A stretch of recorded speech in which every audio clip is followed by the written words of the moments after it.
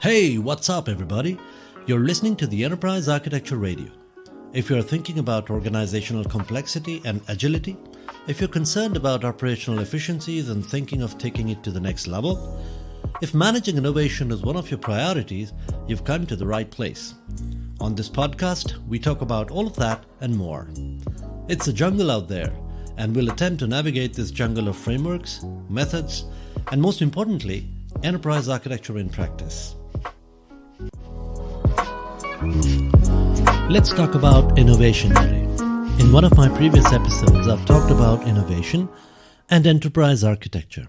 I've talked about how enterprise architecture helps us in understanding the impact of large transformational changes on the enterprise and makes us more courageous in going through innovation.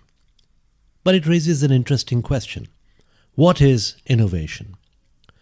A good friend of mine seems to believe that it's not possible to do innovation within information technology.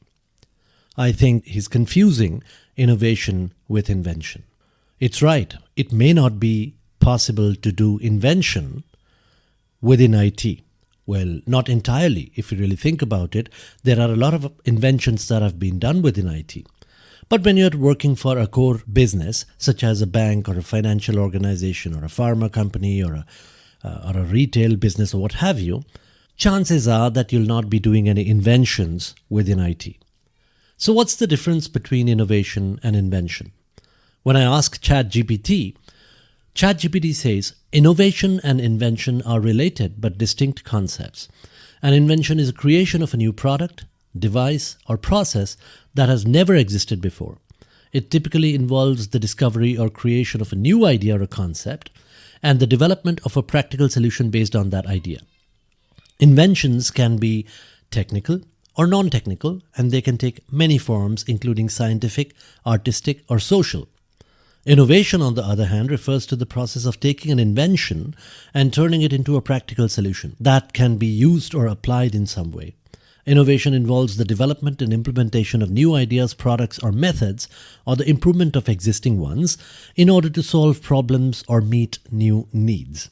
Innovation can involve the commercialization of an invention, the adaptation of an existing product or a process to meet new needs, or the development of entirely new approaches to addressing problems or challenges. Let me give you an example. When the light bulb was invented in a laboratory by a few scientists run by Thomas Alva Edison Inc., that was an invention. But when the light bulb was taken all the way to the market, when it was used across houses and industries and factories to bring light to people's world, when it was sold and when a profit was made on it, that became an innovation. You do not really require an idea or a product that never existed before to innovate. Let me give you an example. Artificial intelligence has existed for many, many years now. Today, we even have frameworks such as AWS SageMaker that helps us build, train, and deploy machine learning models for any use case with a fully managed infrastructure, tools, and workflows. On the other hand, we've got automated monitoring systems that monitor infrastructure, that monitor applications, that monitor application performance, etc. Now, when you take the Amazon SageMaker and you take a monitoring or an observability tool such as Splunk, for example, and you combine them and form an AIOps system to do algorithmic analysis of IT data and observability telemetry and automatically detect warnings, errors, service unavailabilities, performance issues, etc., what you've really done is innovation. You did not create a new product, you did not create a new service, you did not create anything that did not exist before.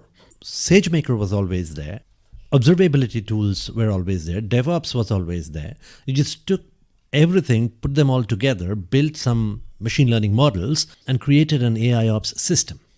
That, in my view, is innovation. There's one more aspect of innovation that I would like to bring forth. Inventions happen once in a very long time. New products, new services, something that did not exist before, you don't get to create every other day. But innovation, you can do it in a cycle. because you don't really need to create new products to innovate.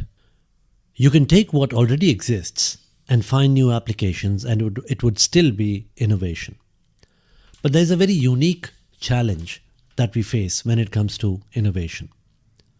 And that is a leadership challenge. It's not really a technical challenge. It's not really a capability challenge. It's more a leadership challenge, a culture challenge. If you look at the organizational hierarchy, you'll see that the people that are there at the lower levels of the organization, people who are at the lower levels of the hierarchy, they are expected to do what they're told.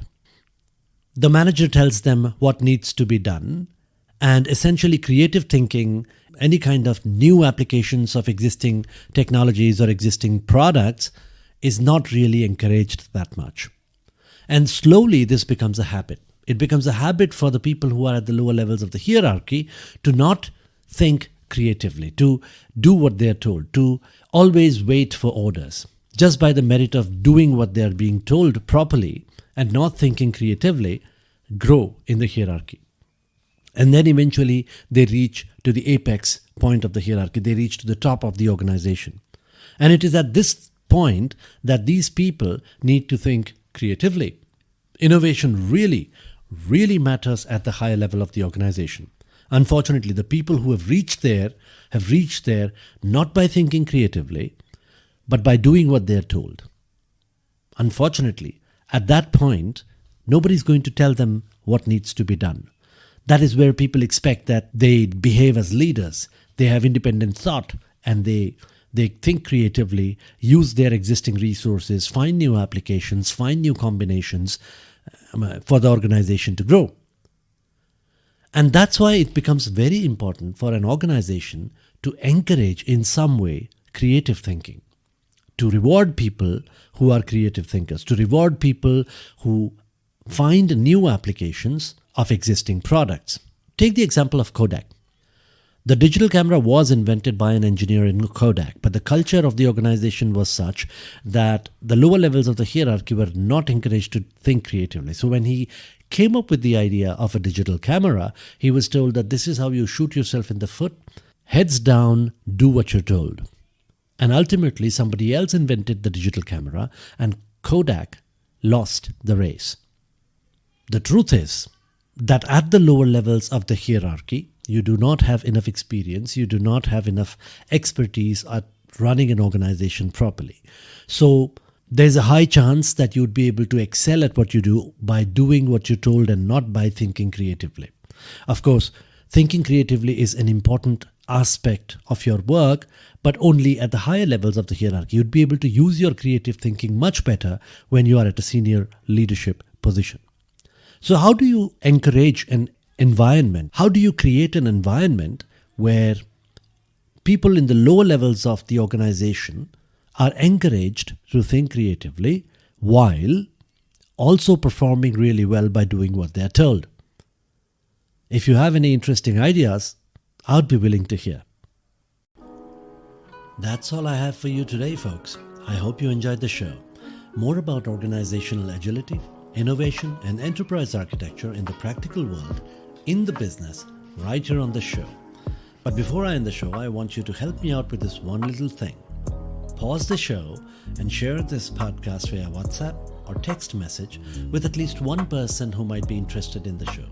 It could be anyone, your colleague, your boss, someone in your team.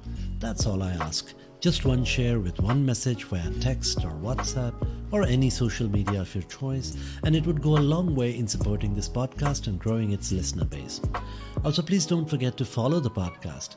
That way, you will get notified when we publish a new episode. If you want to find out more about us, you can find us at enterprisearchitectureradio.com.